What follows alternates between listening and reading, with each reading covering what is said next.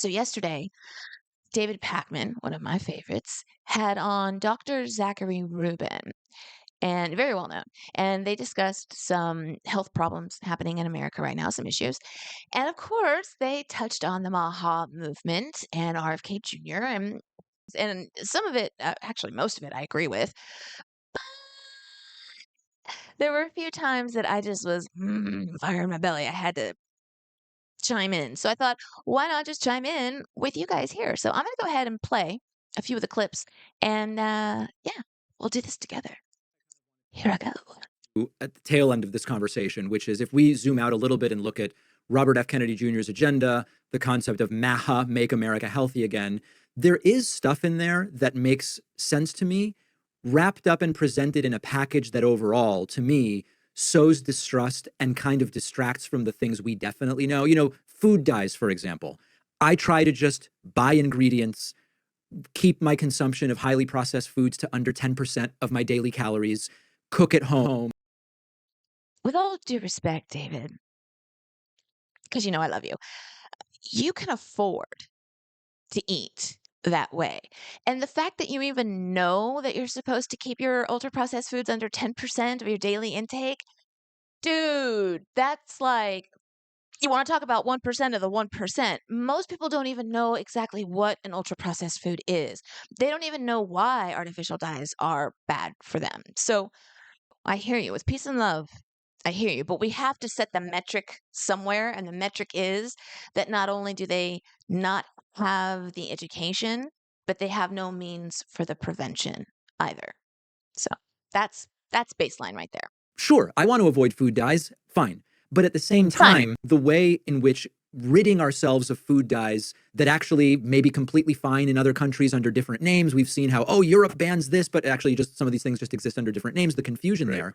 Right. Oh, what about beef tallow? Well, sure, let's go have fast food every day as Okay. long as. Well, first of all, I'm not even going to get into the beef tallow thing. It's kind of ridiculous and for another day. But there is confusion. You're absolutely right. And let's set the record straight right now. Both UK and Canada have also banned red dye number 3, which is why we were so upset in the US for so long when other companies would make their foods without red dye number 3 for them, but not for us. As far as the rest of the ones that are on the list that are being phased out right now, in Canada and in UK, most of them are still on the market, but they're either used with a warning label or used with extreme caution in their food processing anyway. So just FYI. As long as it's cooked in beef tallow, then we're good, even though the problem is actually a different one. It feels like a mishmash that is more of like a marketing and branding campaign around health than it is really a cohesive set of principles. How do you see the whole Make America Healthy Again thing? I agree that there's certain aspects that are important, the most being highly processed foods, because these types of foods are highly dense in calories and don't necessarily make people feel full or satiated, right? So that aspect of it, which the food industry is plagued with, is definitely a contributing factor to rising rates of obesity and metabolic syndrome. But I think we're not really looking at it from the full bird's eye view, the real underlying problems that I think faces our health as a nation, which has to do with what we call the social determinants of health, which are these issues related to how do we make sure that people are living in a safe neighborhood? How do we reduce the amount of toxic stress that's going on? The air pollution. You know, it's surprising to me how much, RFK Jr. used to be an environmental activist, and he's seemingly ignoring the bigger issue about air pollution and the heavy metals that are in our soil, which are going to be very hard to get out of. You could talk about microplastics as an issue, but we're not also in a society. Whoa. Okay. Oh, wow. Wow, Dr. Zach. All right, that's a lot. That's a lot to digest. So you bring up the metals in the soil and the toxins in the air, which are all valid, all bigger picture. But when you're talking about the stressors, I'm not sure if you're talking about the stressors like the cortisol stressors of we are overworked and live in a productivity driven society, or if you're talking about the stressors of, different poverty levels and the disparity between, those who live in food deserts and those who don't. But the bigger picture is this. When it comes to the metals in the soil and the toxins in the air, there's not much, if anything, most of America can do about that. In fact, a very small fraction have any say whatsoever about it.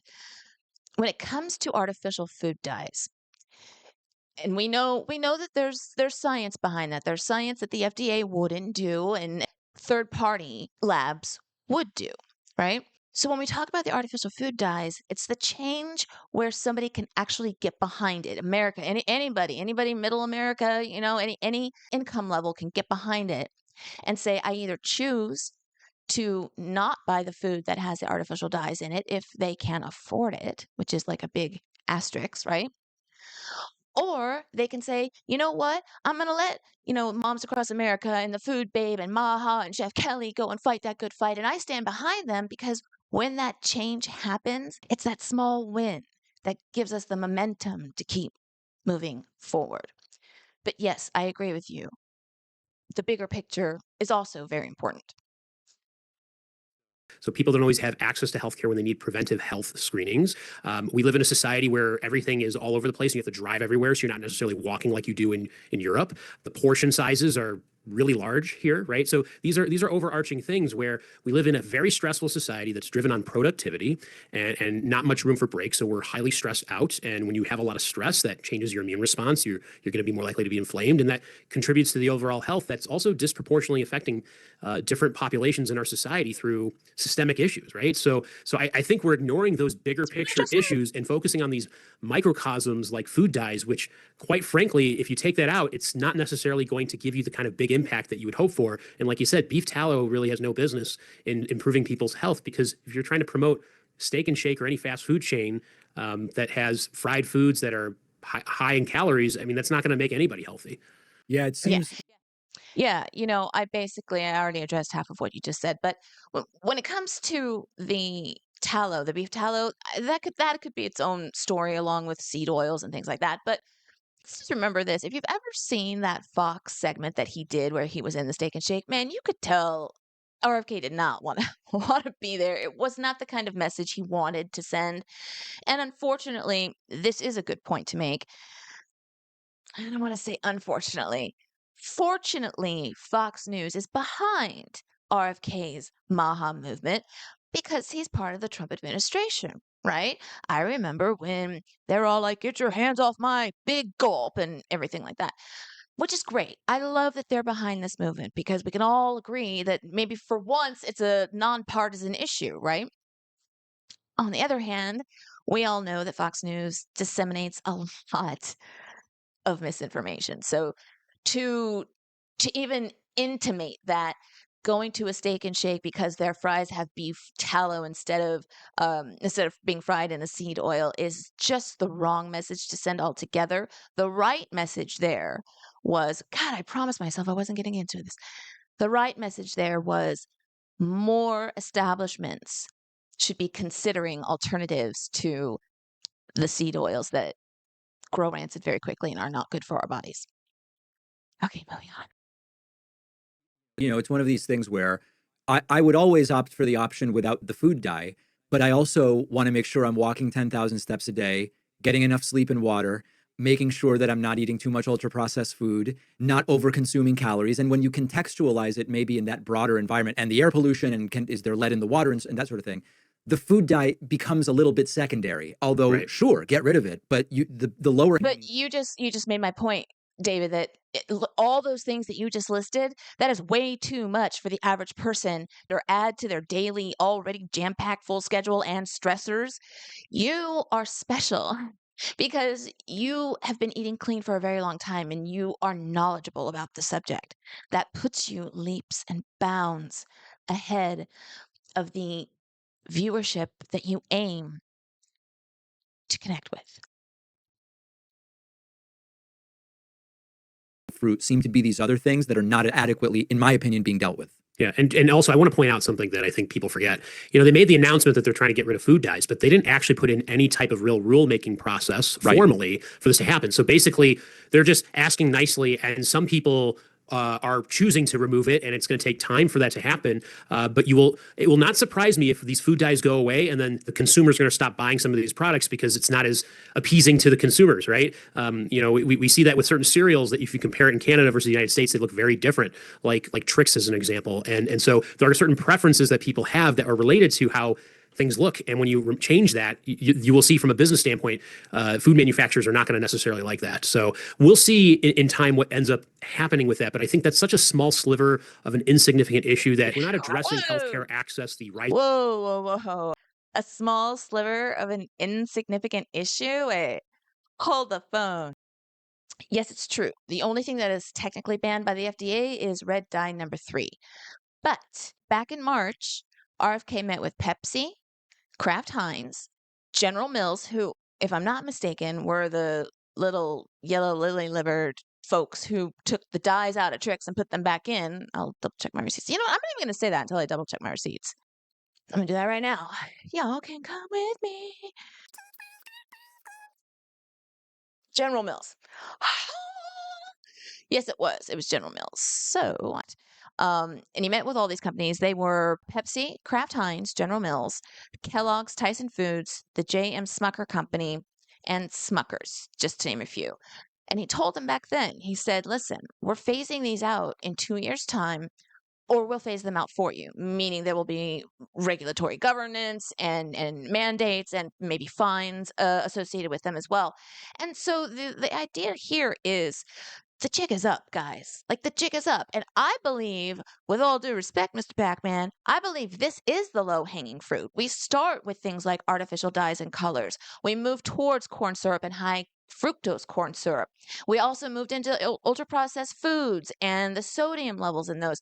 Those are the things that we can win. Those are the small battles that win the larger war. The larger war is our air quality, the metals in our soil, the plastics that are being consumed everywhere and daily by humans. So insignificant? I think not. I think it's a very significant step in marching forward towards cleaner labels, better sourcing, no more dirty science, and just a better system all around, which I think is what we all want. We want less chronic illness and more prevention, and that starts with the lowest hanging fruit, the easiest change available. Moving on. If we're not addressing healthcare access, the rising costs of medications in this country, the toxic environments that people are living in, the overall pollution we're putting in the air. I mean, as an allergist, I see the rising pollen counts, and that's a direct result of rising global temperatures and more CO2 being put in the atmosphere. And we're not really addressing those things. Instead, the EPA is rolling back regulations. So it's really counterintuitive to how we really want to, quote unquote, make America healthy again. Yeah, I would actually love to have the chance to pick your brain on the EPA. I'm sure you've got some great insights. I was just listening to their panel earlier this week about pesticides and wildlife, but I didn't disagree with anything that Pakman and Dr. Rubin said. To be honest with you, the big picture, it matters, but sometimes the minutia moves the needle. And it's those little wins that we can chop away at every single day. And it's the education that we can dispense to the public. Every little bit helps. So with that said, thank you to 2 very wonderful orators. Thank you for letting me interject my opinion into your conversation via fair use laws. You guys, subscribe if you want more talk about the food industry, food policy, food politics, where it's going right, where it's going wrong, who's telling you the truth and who isn't, because this girl always brings receipts. Yo. So please subscribe or comment, let me know how it's going. And that's it. Peace out. Word to your mother.